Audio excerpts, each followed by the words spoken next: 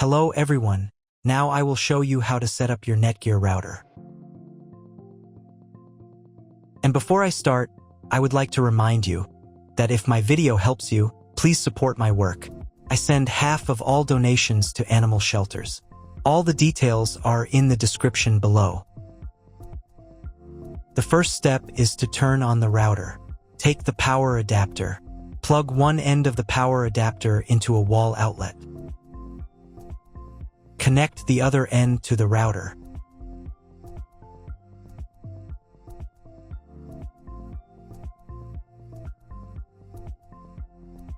When it's powered on, a light will illuminate. It might take a few minutes for the router to fully power up. Next, plug the cable from your broadband provider or modem into the internet port. This port is often called WAN and is usually a different color. Each cable should be inserted until it clicks. Now you should reset the router to its factory settings. Hold down the reset button on the router for 10 seconds. Wait for the lights on the router to begin flashing. Occasionally, this button can be found inside the router casing to avoid accidental presses. Use a slim object to press it down.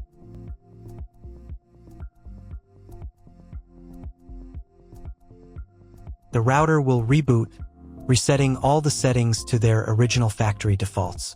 Connect one end of the Ethernet cable that came with the router to an Ethernet port. Important note, it is not necessary to connect the router to your computer. If you do not want your computer to have a wired internet connection and you plan to use only a Wi-Fi network, simply skip this step. Connect the other end to your computer or laptop's Ethernet port. Please wait a few minutes for connection. Awesome! Your router is now connected to your computer. Now you will need to set it up. Before we get started, I'll show you another way to connect the router in case you don't have an Ethernet cable or your computer doesn't have an Ethernet port. Simply plug in the router to the power adapter and connect the cable from your internet provider.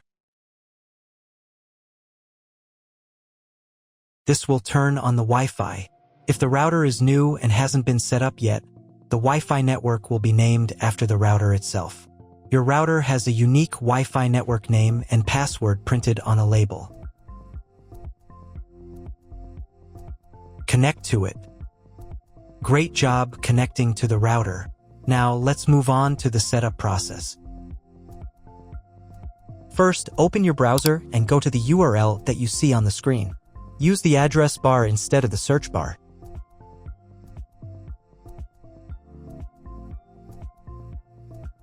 Then click here.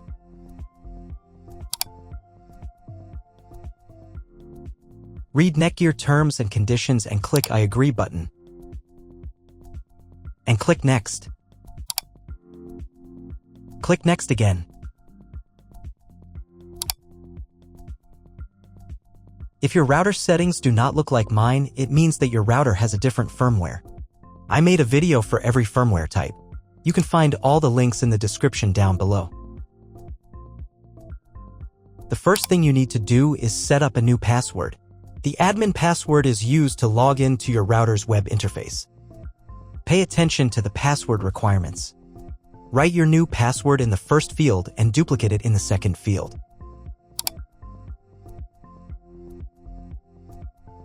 Then select 2 security questions and write answers for them. You need them just in case you need to reset the admin password in the future.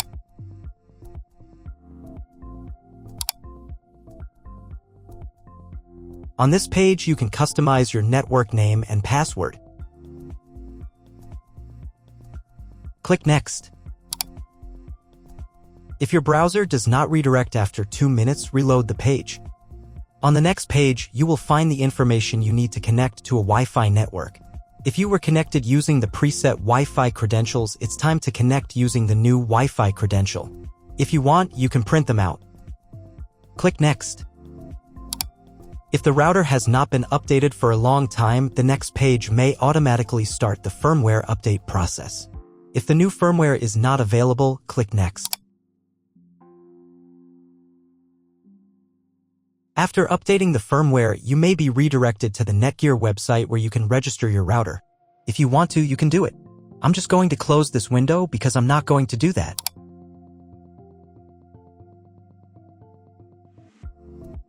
Log into the router's web interface again if you were logged out of it. Enter the standard username, admin, and password that you created a few minutes ago. Press Sign In button. Close this window.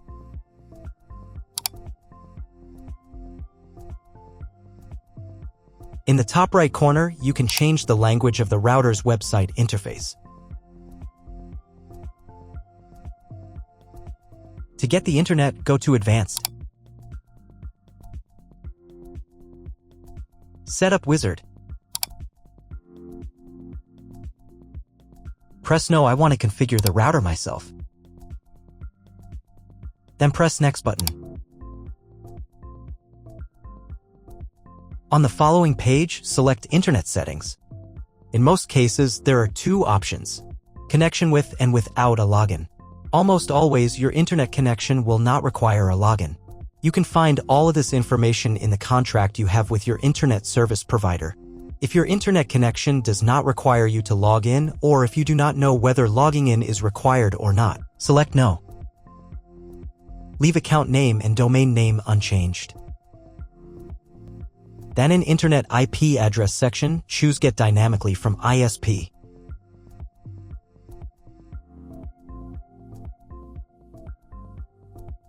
In the DNS section, select Get Automatically from ISP as well.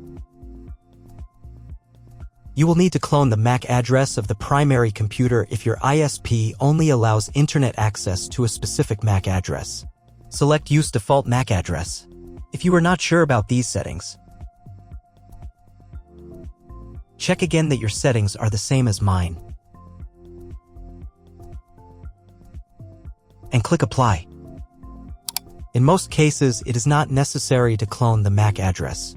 But if you can't get the internet connection after quick setup, later in the video, I will show you how to clone MAC address.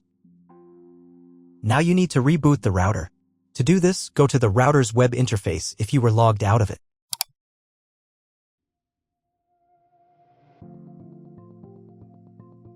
Go to Advanced.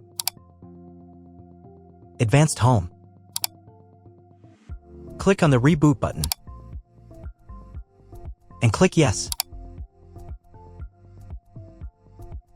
After restarting, wait a few minutes and try Googling something. If it doesn't work, check all the cables. They must be connected properly. Then log into the router control panel again.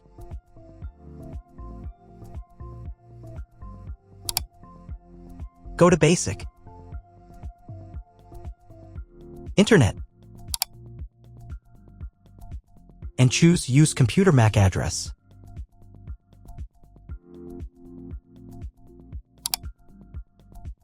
Click Apply button.